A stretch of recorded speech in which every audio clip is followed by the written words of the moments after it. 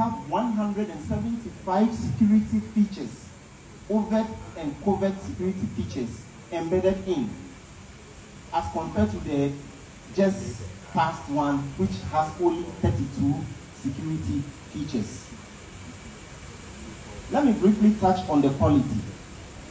As a document forensic expert and also being part of the production process, we chose only quality materials, talking about the three main substrates that constitute these documents: the cover, the leather, which is also part of the document, and the forensics, the polycarbonate, which is the biographical data page, which appears as a card now,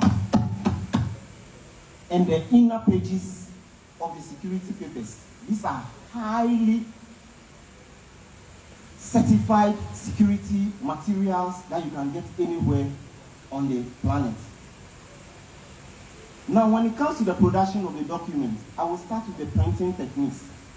The conventional printing techniques that were employed in producing this book are the state-of-the-art conventional printing techniques you can get anywhere.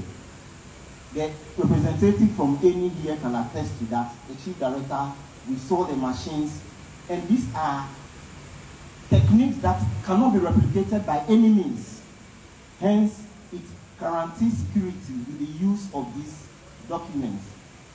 Not only the conventional printing techniques, but also the digital printing technology that is used in personalizing your data when you satisfy the conditions of being issued one.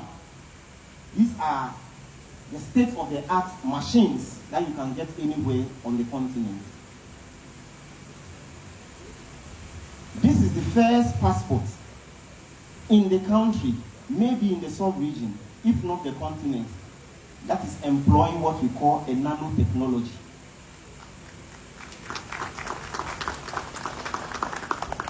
The state-of-the-art nanotechnology as we have in the world today is with one passport. For security reasons I can't mention, but Ghana is lucky to have this nanotechnology embedded in this passport. Also, the information you see on the passport regarding the visual inspection zone, the machine readable zone, and the photo zones have been encoded and inputted onto an RFID chip, which is inserted somewhere in these documents. And it is for this reason that I'm going to outline some do's and don'ts on what you should know about the documents. For the do's, please, for the don'ts, please, I want to re-emphasize that. Because of the, I'm going to use a technical word here, transparent kinographic overlay, which is embedded with detailed national monuments that are only viewed by machines. Please don't insert things into this passport, especially on this page. Number 2, don't put it in your pocket and sit on it. And guard it as much as you can, else when you are using it, there's a possibility that you are going to have problems with the vetting agencies, especially immigration, because when we open it and certain security features are affected in there, it affects you more than us. So please, let's guard it together.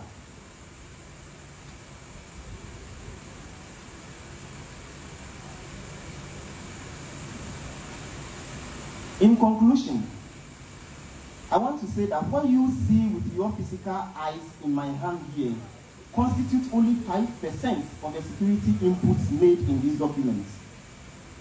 For the first, second, and third line security inputs constitute over 175 security features in here. Hence, it is a valuable document, and nobody should try to alter it in any way, or, as the law says, allow it to pass into the possession of an unauthorized person, which will affect you.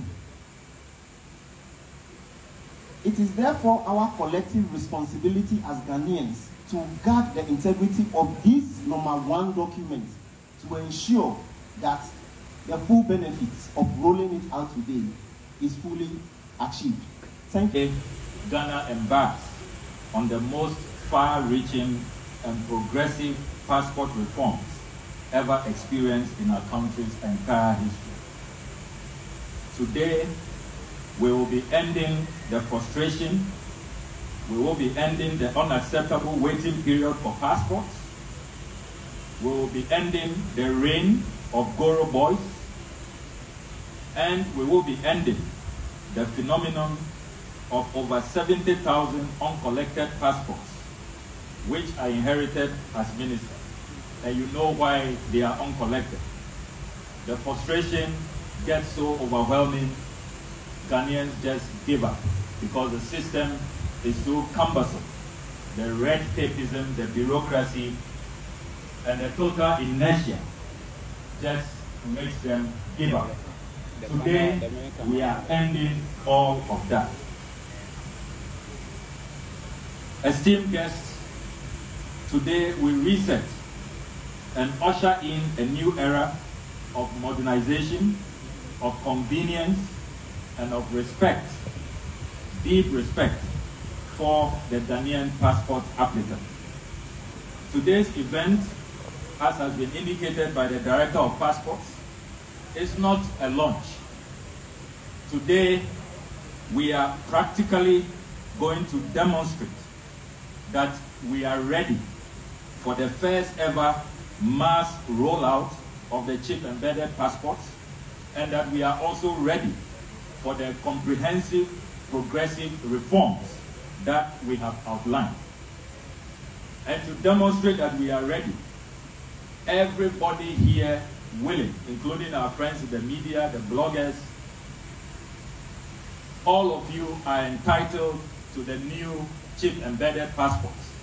And once you indicate your readiness, we will deliver your chip-embedded passports to you today, right here at this event.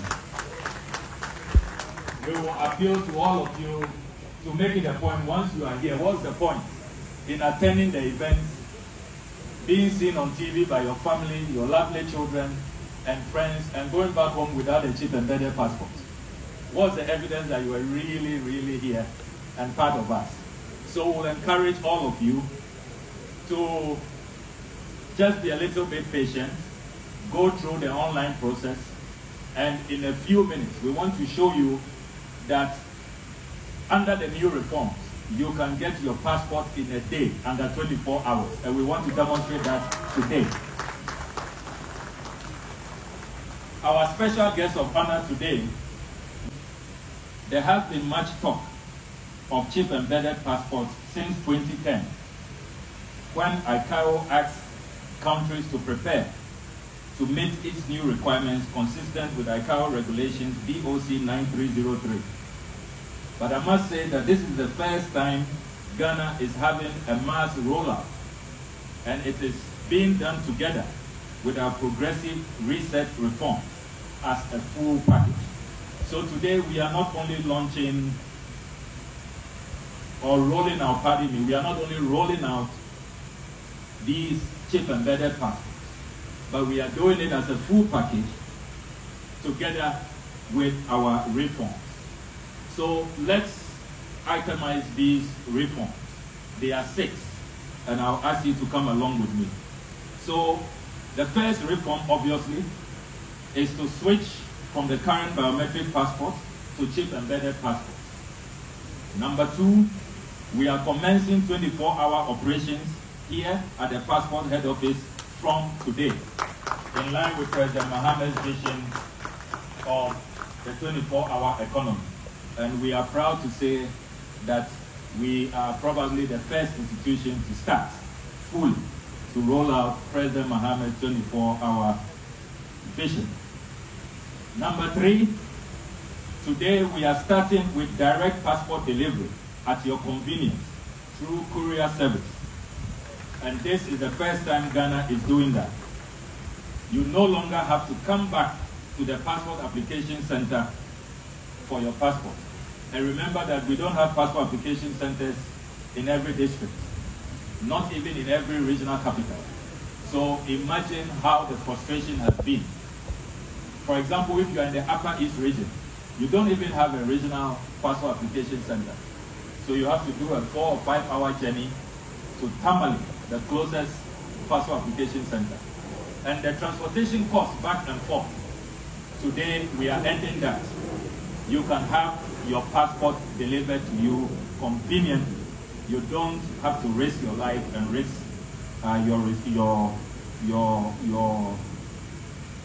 resources on these up and down journeys.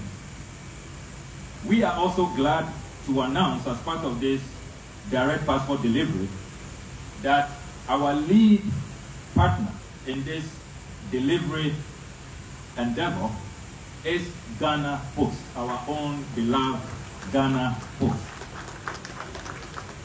And yesterday we had a simulation meeting, and you should see the joy that the management of Ghana Post expressed. They said that this is really going to revive Ghana Post, and we share in that joy.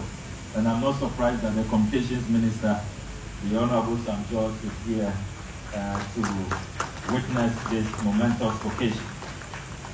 There is a junior partner to Ghana Post, that is Trustkit Company Limited, fully Ghanaian-owned company, and they will be working with Ghana Post. So this is a Ghanaian enterprise. We are not bringing in any foreign entity. Ghanaians can do it, and we are showing our belief in Ghana. Reform number 4. We are also activating immediately an e-tracking system to allow all passports applications to be tracked by the end user. As soon as you commence your passport application process, you can track all the way. And yesterday, the demonstration was done by our IT partners. Right from the beginning of the application process, if your forms are approved by the passport officials, the system will tell you that it's been approved. If there are outstanding documents, the system will tell you that you need to bring those as outstanding documents. And then, after you have done that, if it's approved and is being processed, you will be told. You will be told how many days, how many hours are left. When the passport is printed, you will be informed. And when you are ready to receive the passport, you can track every minute, every second.